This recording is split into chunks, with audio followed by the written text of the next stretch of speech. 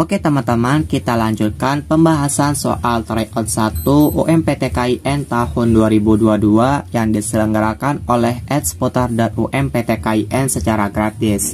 Kita lanjutkan pembahasan mata uji keislaman.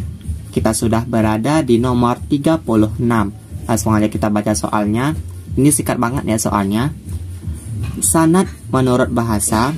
Nah, istilah sanad ini menurut bahasa berarti apakah A. silsilah, B. rentetan, C. sandaran, D. sambungan. Apakah jawaban yang benar? Yap, betul banget. Artinya yaitu sandaran. C ya. Jadi sanad ini dari segi bahasa artinya sandaran, tempat bersandar yang menjadi sandaran. Jadi untuk soal seperti ini merupakan pernyataan aja ya. Jadi teman-teman harus mengetahui istilah ini apa artinya. Buat teman-teman yang bingung mulai belajar UMPTKIN dari mana, lalu belajarnya sama siapa, kalau misalnya beli buku itu harganya mahal, dimulai dari 150.000 sampai 300.000 rupiah. Maka dari itu di sini aku buat e-book UMPTKIN tahun 2022.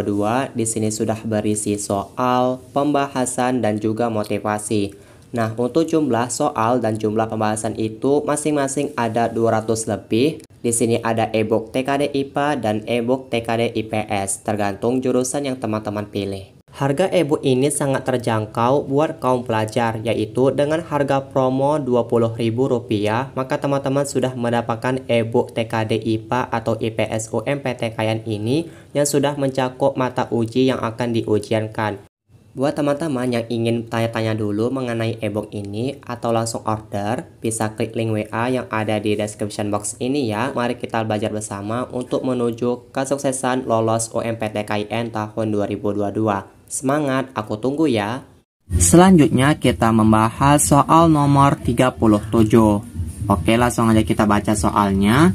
Perbedaan pendapat atau ikhtilaf adalah suatu hal yang biasa dalam Islam bahkan dihargai. Perbedaan pendapat adalah suatu hal yang biasa yang dalam Islam bahkan dihargai. Nah, jadi untuk perbedaan pendapat dalam Islam ini, perbedaan pendapat dalam ajaran Islam patut kita hargai ya, bukan kita hina atau menjatuhkan. Sejarah umat Islam yang panjang syarat dengan ikhtilaf. Dalam sebuah hadis, ikhtilaf umat adalah sebagai rahmat. Nah, jadi ikhtilaf ini adalah sebagai rahmat. Apa alasannya? Karena apa? Apakah A. dapat mendorong perkembangan ilmu, B. mempersempit sikap dan cara berpikir, C. membuat manusia lebih dinamis dalam kehidupannya, D. mempercepat proses dakwah. Untuk soal seperti ini mudah ya. Apakah jawabannya paling tepat? Ya, betul banget dong. Sudah jelas, yaitu jawabannya adalah A. dapat mendorong perkembangan ilmu. Karena dengan adanya perbedaan pendapat atau ikhtilaf, kita bisa dapat mendorong perkembangan ilmu apa yang kita dapatkan. Kita keluarkan pendapat kita. Jadi, gak mungkin dong kita jawab B kalau perbedaan pendapat ini menjadi pemikiran kita mempersempit sikap dan cara berpikir. Udah jelas banget dong salahnya. Kita lihat yang C, membuat manusia lebih dinamis dalam kehidupannya. Enggak juga dong, maka untuk C ini salah. Mempercepat proses dakwah. Kalau ini tidak ya teman-teman, kayak kurang tepat aja. Dan di sini saya jelaskan lagi apa itu ikhtilaf.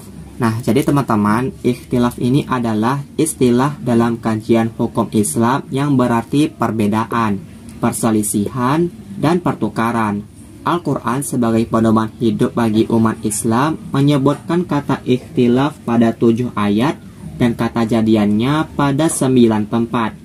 Kata ikhtilaf yang memiliki arti perbedaan dan perselisihan dapat kita lihat pada Quran Surah Al-Baqarah ayat 176, 213, dan 253. Bisa teman-teman cek ya di Quran surah tersebut. Di Quran surah tersebut, kata ikhtilaf sering pula disebut dengan kata khilafiyah yang memiliki arti perbedaan pandangan di antara ulama terhadap suatu persoalan hukum. Namun demikian, khilafiyah juga dapat terjadi pada aspek lain seperti politik, dakwah, dan lain-lain. Oke, paham ya teman-teman? Jadi intinya untuk soal nomor 37, perbedaan pendapat atau ikhtilaf dalam sebuah hadis, ikhtilaf umat adalah sebagai rahmat karena dapat mendorong perkembangan ilmu. Jawabannya adalah A. Selanjutnya kita membahas soal nomor 38. Oke, langsung aja kita baca soalnya. Allah berfirman dalam Quran surah Al-Baqarah, seorang muslim tidak hanya diwajibkan beriman. Seorang muslim tidak hanya diwajibkan beriman, tapi juga berakhlak mulia. Jadi seorang muslim ini kita harus beriman dan berakhlak mulia ya. Banyak jenis akhlak mulia yang harus dimiliki dan ditunjukkan oleh seorang muslim. Salah satunya adalah sifat memaafkan. Kandungan ayat di atas, sifat memaafkan dikaitkan dengan sifat ketakwaan. Berarti jadi di sini kata kuncinya sifat memaafkan ini kita kaitkan dengan sifat ketakwaan. Apa artinya? Apakah A, memaafkan harus dilandasi ketakwaan? B, memaafkan adalah syarat untuk bertakwa? C, memaafkan berarti takwa kepada Tuhan? D, memaafkan sangat dekat dengan nilai-nilai ketakwaan. Nah, sebelum kita menjawab soal ini, kita harus tahu dulu ya, apa arti Quran Surah Al-Baqarah ayat 237. Apa terjemahannya? Yaitu, dan jika kamu menceraikan mereka sebelum kamu sentuh atau campuri, padahal kamu sudah menentukan maharnya, maka bayarlah 1/2 dari yang telah kamu tentukan, kecuali jika mereka membebaskan atau dibebaskan oleh orang yang akad nikah ada di tangannya. Pembebasan itu lebih dekat kepada takwa, dan janganlah kamu lupa kebaikan di antara kamu. Sungguh Allah Maha melihat apa yang kamu kerjakan. Nah, kunci dari terjemahan Quran Surah Al-Baqarah ayat 237, tadi kan ada katanya pembebasan itu lebih dekat kepada takwa. Pembebasan di sini yaitu memaafkan. Jadi memaafkan ini sangat dekat dengan ketakwaan. Oke, kita cek apakah ada jawaban yang tepat. Yap, ada ya, yaitu jawabannya adalah D. Memaafkan sangat dekat. Nah, sangat dekat ini ada kata kunci untuk terjemahan Quran Surah Al-Baqarah ayat 237 dengan nilai-nilai ketakwaan. Nah, jadi seperti itu ya teman-teman. Soal seperti ini merupakan soal Al-Quran. Sering banget keluar di soal ujian UMPTKIN tiap tahunnya. Oke, gimana, para paham kan? Sekarang kita bahas soal nomor 39. Langsung aja kita baca soalnya. Pembukuan hadis pada masa dinasti Umayyah dilakukan pada masa pemerintahan.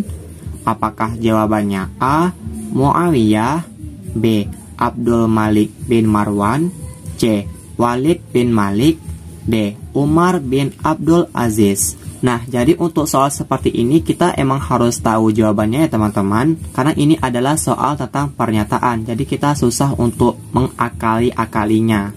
Harus tahu langsung apa jawaban yang paling tepat. Apakah teman-teman ada yang tahu? Ya, betul banget, jawabannya adalah Umar bin Abdul Aziz. Nah, jadi Umar bin Abdul Aziz ini tujuan dalam pembukuan hadis pada masa dinasti Umayyah, yaitu dia ingin menetapkan kebijakan-kebijakan sebagai berikut. Yang pertama, menghidupkan kembali ajaran Al-Quran dan Sunnah Nabi, lalu mengadakan kerjasama dengan ulama-ulama besar, kemudian menerapkan hukum syariah Islam secara serius. Nah, pembukuan hadis ini dengan memerintahkan Imam Muhammad bin Muslim bin Syihab Az-Zuhri untuk mengumpulkan dan menyeleksi hadis-hadis.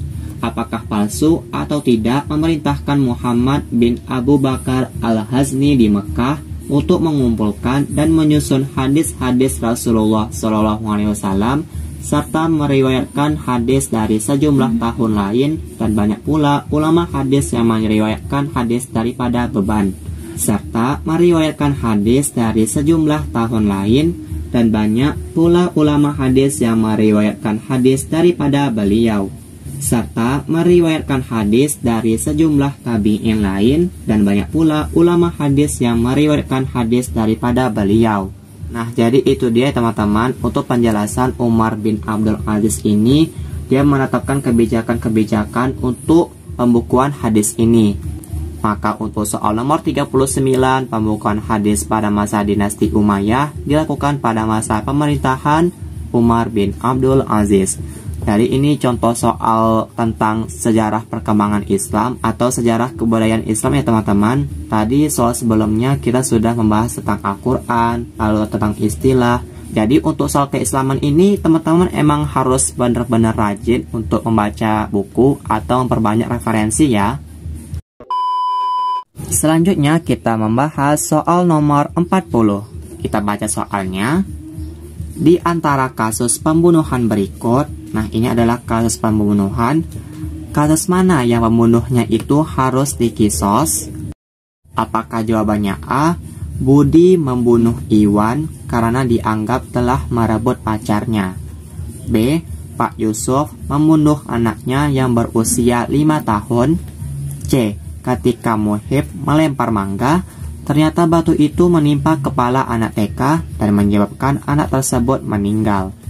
D. Dalam sebuah perkelahian antar pelajar, seorang siswa SMA kelas 1 membunuh lawan tandingnya. Nah, jadi apakah jawaban yang paling tepat? Ya, betul banget ya, yaitu jawabannya A.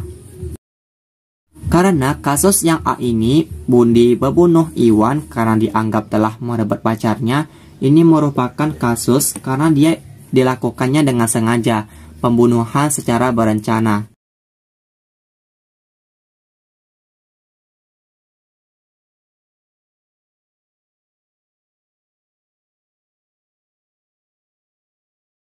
C. Ketika Muhib melempar mangga, ternyata batu itu menimpa kepala anak TK dan menyebabkan anak tersebut meninggal. Nah, kalau di sini kan Pak Muhib ini kan dia ingin melempar mangga dan ternyata batu itu menimpa kepala anak TK dan ini kan pembunuhnya kan tidak sengaja. Padahal kan Pak Muhib niatnya ingin melempar mangga, bukan ingin menimpa kepala anak TK itu. Nah, untuk soal seperti ini adalah fikih ya teman-teman. Teman-teman harus tahu juga apa peristiwa atau kasus apa yang pembunuhnya itu harus dikisos.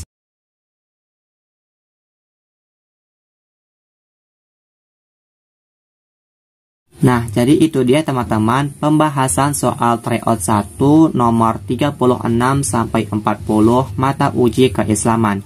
Semoga teman-teman paham ya. Jika teman-teman ada pertanyaan atau ada pendapat lainnya, silahkan komentar di bawah ya. Kita di sini sama-sama belajar. Semoga teman-teman paham apa yang saya sampaikan. Dan untuk nomor selanjutnya, nomor 41 sampai nomor 45, saya jelaskan di video berikutnya ya. Karena kalau saya jelaskan di sini, durasi videonya bakal panjang banget. Sampai jumpa di video aku selanjutnya. Bye-bye.